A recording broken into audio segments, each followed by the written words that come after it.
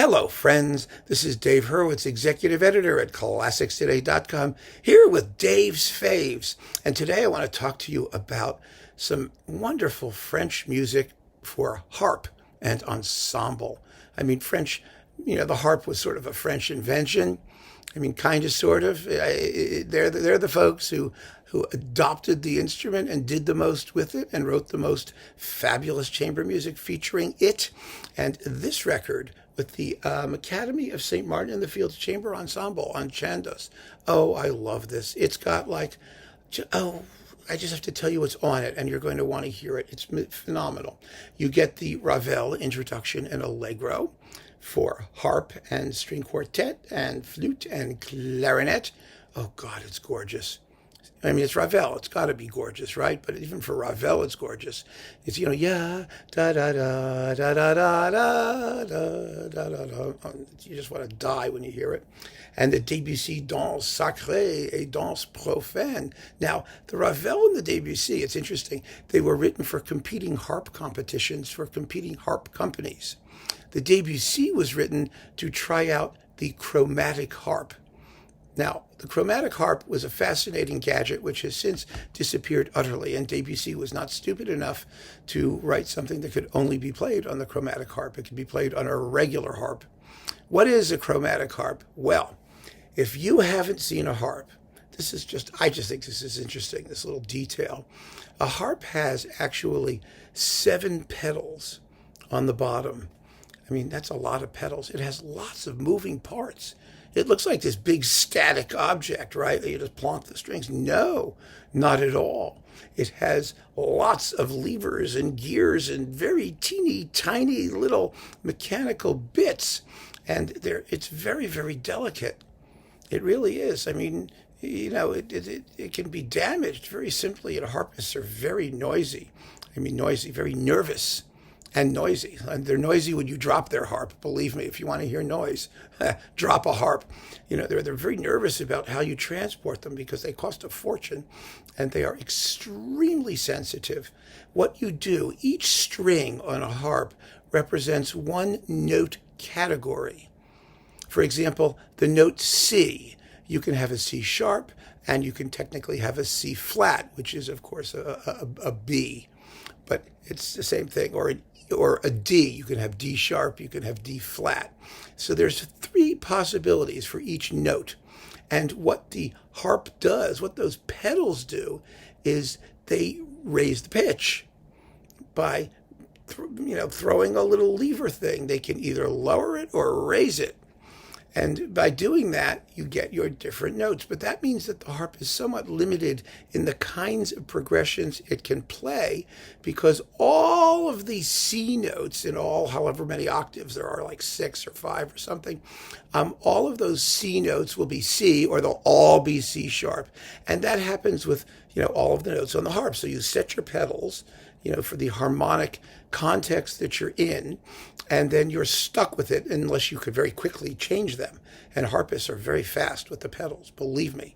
You don't hear it, you don't notice it, but their little feet are going all the time, in modern music anyway, because they have to keep changing what the strings are doing, and that means writing music for the harp is a little bit tricky, and some composers have no clue how to do it, like Janáček, for example, who is famous for writing harp parts that are completely unplayable because he just put down whatever notes he wanted, and that was that. Wagner also was a little bit impossible.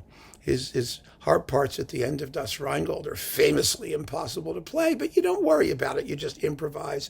You do what you can do. And harpists have to be kind of good at figuring out how to get through a passage if the composer wasn't all that up on the details of harp writing. So the Chromatic Harp was like a piano. It had one note for every string. And that way you could just play it like you play a piano. It was like basically taking a piano, tipping it on its side, ripping all the wood out, and leaving the soundboard and that's what you had. And it didn't catch on at all. It was awkward to play, and Debussy's dances are now played on the normal regular harp, just like all the others.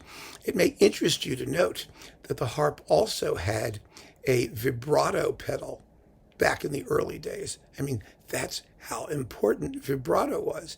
Even instruments like pianos and things that had no business attempting vibrato actually had devices that were supposed to simulate it. And the harp had a swell pedal, a vibrato pedal, a louver that opened a little door in its sounding board. And you were supposed to open and wiggle this pedal, and it was supposed to go wah, wah, wah, wah, wah, wah, wah, wah, wah, like that. It's fascinating. There's a wonderful harp treatise by the Comtesse de Genlis, written around the end of the beginning of the 19th century, the end of the 18th century. Her son Casimir was a major harpist. And it's a wonderful treatise. Someday I may just sit here and read you a harp treatise. It's got fabulous little details of performance in it. But she talks about that extra harp pedal, and she says it's not suitable for women players because their dresses get in the way of this thing opening and closing and mute the sound. So women players really ought not to bother with it. It's one of those little details that you can go and put on Jeopardy and tell your friends. Anyway, so the harp is a fabulously versatile instrument, and you get these two pieces by Debussy and Ravel. Then you get the fabulous Debussy Sonata for flute, viola, and harp, one of Debussy's late sonatas and just one of the great masterpieces of French chamber music.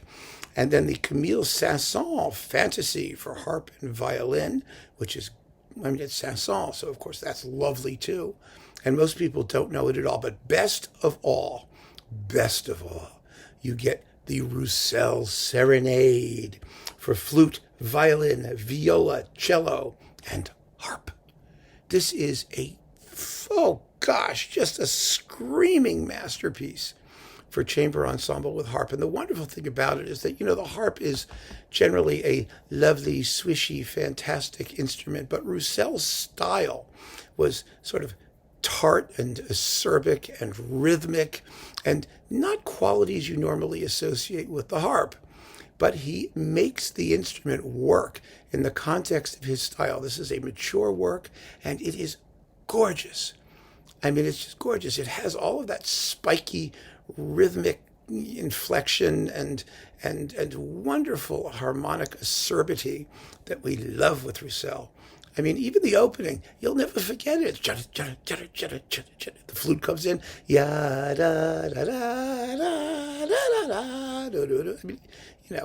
How many people go around humming Roussel's Serenade? But you can do it. It's a fabulous work, gloriously written, and this is all wonderfully performed, beautifully played in, everyone's original chamber versions. There's a blown-up version of the Ravel and a blown-up version for larger ensemble of the Debussy, but these are the forces for which these pieces were written, and they are fabulous. The harpist is a Skaila Kanga, and again, the Academy of St. Martin in the Fields Chamber Ensemble. Beautiful, beautiful performances, a lovely program, basically your essential program of French harp music for chamber ensembles. And you can't go wrong. You just can't go wrong with it. And do find a way to hear the Roussel Serenade, even if it's not this performance. It's one of those little hidden masterpieces that always gets overlooked, and it's so seldom performed because where do you see a harp in most chamber music concerts? They just don't do it. So, it's only something you're going to encounter on disc. So keep on listening, friends. Thanks so much for joining me. Take care.